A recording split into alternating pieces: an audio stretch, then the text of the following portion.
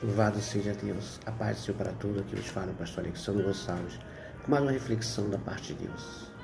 O Senhor Jesus se manifestou 3 vezes, aleluia, para os seus discípulos, aleluia.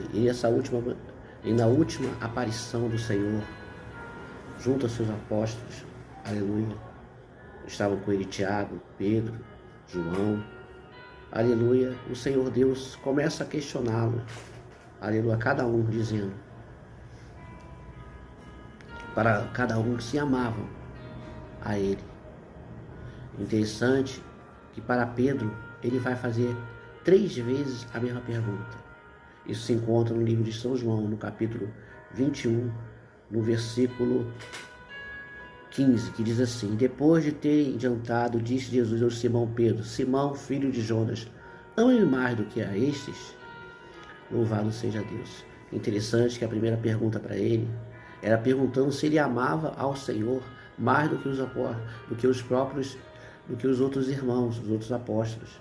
Porque no começo da sua caminhada, Pedro acreditava que estava disposto até a morte para poder livrar o Senhor. Mas nós vemos que o Senhor Deus profetizou que Pedro negaria ele. Porém, a pergunta não era na intenção de querer magoar Pedro, mas era para entender que sem a graça de Deus não conseguimos de maneira nenhuma servi-lo nem adorá-lo, e muito menos ficarmos na sua presença. Louvado seja Deus. Aleluia. E ele respondeu: sim, Senhor, tu sabes que eu te amo. Aleluia. Disse-lhe, apacenta os meus cordeiros. O Senhor Jesus estava falando para Pedro que a forma que ele devia demonstrar que ele amava ao Senhor era apacentando os seus cordeirinhos, ou as suas ovelhas. Significa que Deus estava dando um ministério pastoral para Pedro, para que Pedro viesse a conduzir, aleluia, as suas ovelhas até os reinos celestiais. Através da pregação da palavra, através dos sinais da parte de Deus, Deus estava capacitando Pedro, um homem pescador, um homem rude, um homem sem cultura, mas que Deus estava derramando uma graça sobrenatural sobre a vida de Pedro. Sabemos que Pedro foi um dos maiores apóstolos que já existiu.